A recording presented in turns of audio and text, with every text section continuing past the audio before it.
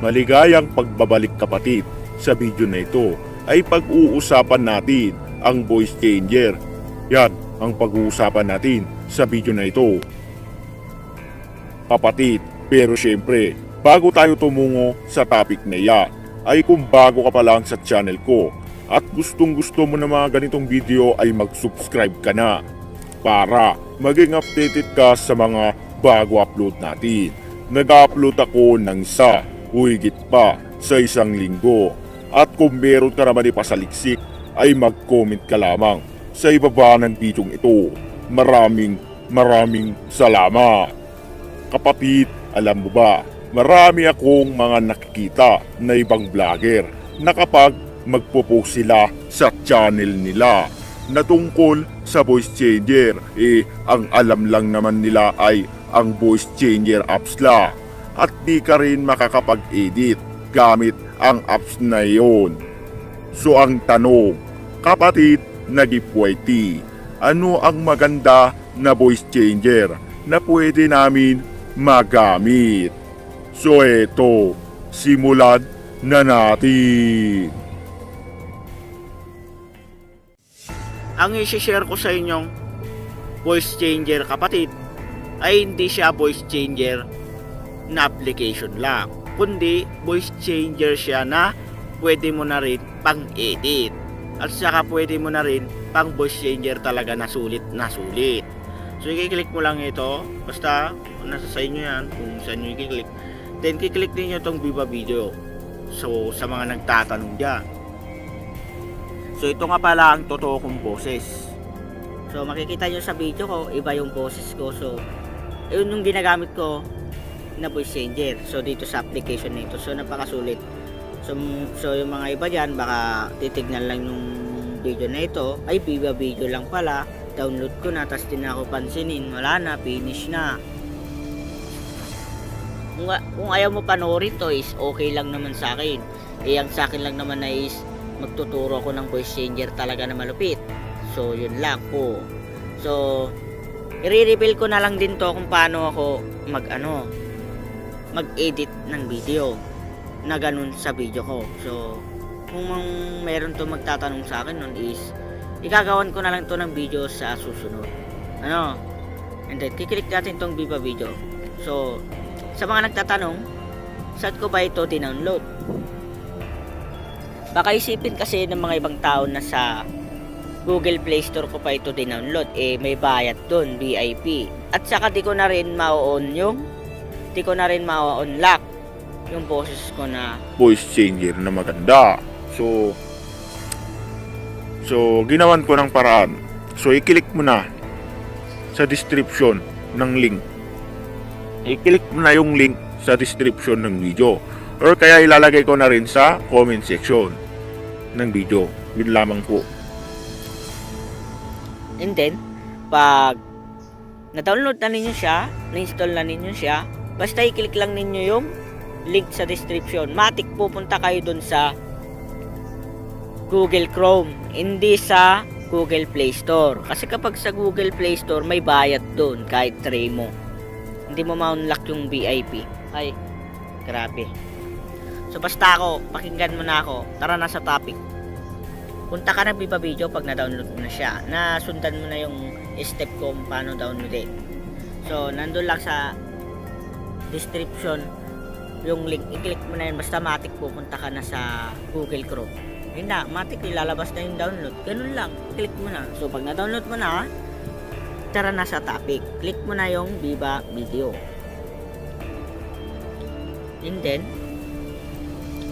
once na nag-vlog ka, pinapakita mo mukha mo or hindi mo pinapakita, is okay lang naman. Pwede itong magamit kung pakita mo yung mukha mo. Okay na okay yun. Sa mga nagtatanong na baka bata pa ako kaya ganito yung boses ko, hindi ako bata. Nasa na ako, edad na ako na 20. So parang bata lang.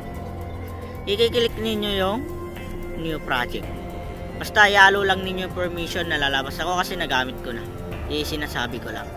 Click ninyo tong new project. Halimbawa,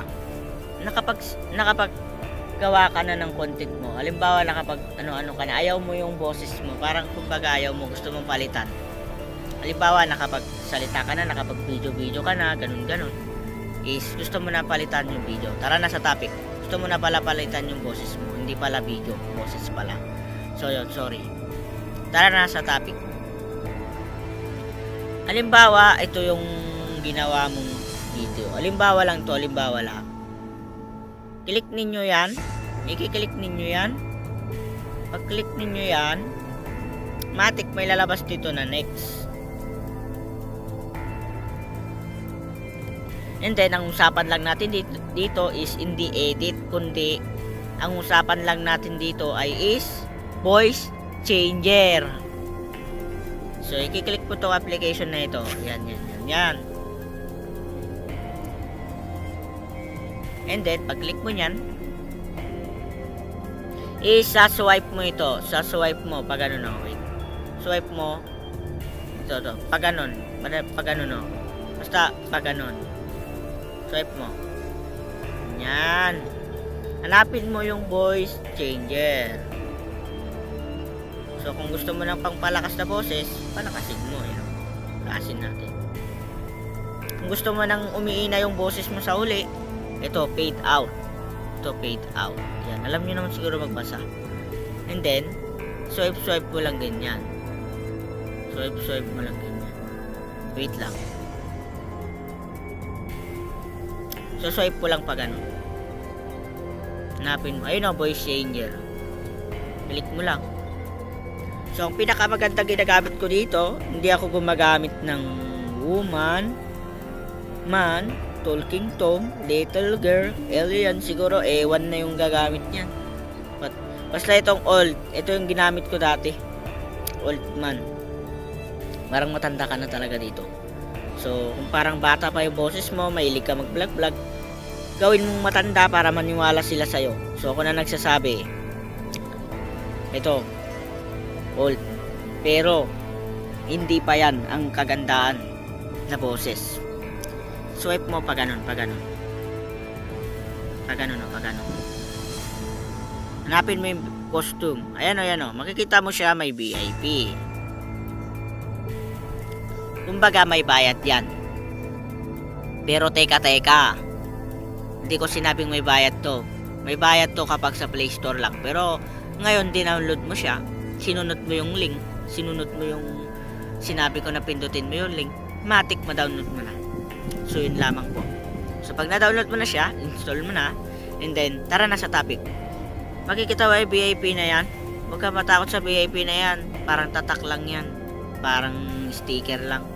Click mo na yan, costume. And then, pag click mo nun, naghahanap.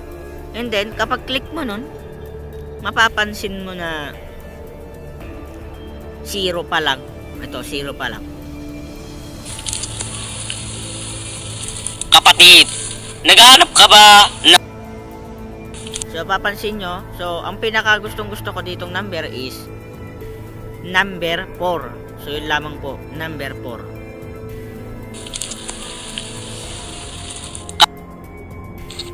Nakikita nyo yun, 4. Kapatid, naghahanap ka ba ng voice changer na maganda? So eto, bibigyan kita ng voice changer na maganda. So, ayan yung boses ko na parang matanda na. So, sa mga application na voice changer, wala kayong makikitang ganitong boses talaga na kala mo ba may echo. Kapangit-pangit may echo naman yun. Ito, walang echo to. Talagang parang matanda ka na. Pwede mo rin naman to gamitin sa mga song na gusto mo. Yung mga babae na mga boses. Pwede mong gamitin tong costume na ito. Gawin mong parang lalaki. So, napakalupit talaga nun. Ito ang kagandahan dito. Lahat-lahat na matulungan na niya. Ang ganda talaga nitong voice changer nito. Hindi siya parang echo na parang ganun-ganon. Kapangit. So, yung pinaka-boss talaga dito is number 5.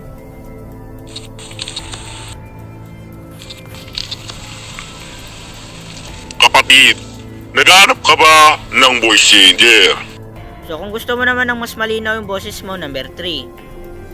Kasi nanggal number 3 yung ganda nito eh. Kapatid, naghahanap ka ba na...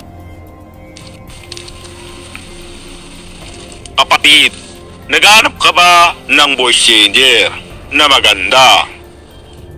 So mapapansin nyo parang medyo luminaw-linaw yung boses nyo sa number 3. Pero ang ginagamit ko talaga kung tatanungin ninyo is number 4. So yun, number 4 yung ginagamit ko, number 4. So napapansin nyo kapag isagat natin hanggang dito, napaka ano na yan, Kapatid, maganda.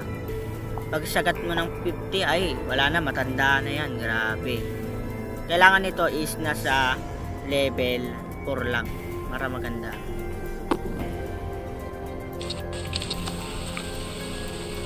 kapatid, naghahanap ka ba ng voice changer na yan maganda? so yan talaga yung ginagamit ko. So tapos nasa sa inyo na yan kung paano gamitin ito. Kiklik mo lang yung done kapag naano mo na, kasi voice changer lang gusto mo. Then click mo na yung export, ganun lang.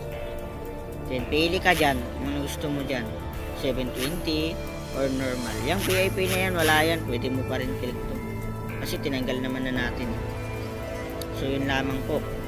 So nalaman mo na ang voice changer na gamit ko. So ito yung boses ko talaga na totoo. So ginagamit ko lang ito kapag may content ako na gagawin. Or kaya may vlog to. Or kaya kung may vlog ako. So ginagamit ko para hindi ma-turn off yung mga viewers ko, kasi dati naranasan ko yung umpisa pa lang ako mag-vlog nun. Dati hindi dito sa channel ko na ito, dun sa isa kong channel na na-hack. Grabe, hindi ko na ma-on. Iwan ko nga kung bakit di na ma-on. Account ko siya na Jumongju. I-search nyo na lang sa YouTube yung channel ko. Gumagawa ko ng mga Android tricks dati. Jumongju yung pangalan ko doon. Parang bata pa ako. Gumagawa ko ng mga ano sa ML, mga ganun-ganon. Nag-viral pa nga yung video ko na isa doon. Kung ano, paano pabilisin yung download resources ng Mobile Legends. Sabi ko, i-search nyo na lang Jumongju. So ito siya, ganito yung sulat niya guys. Sulat ko dito, tularan nyo na lang.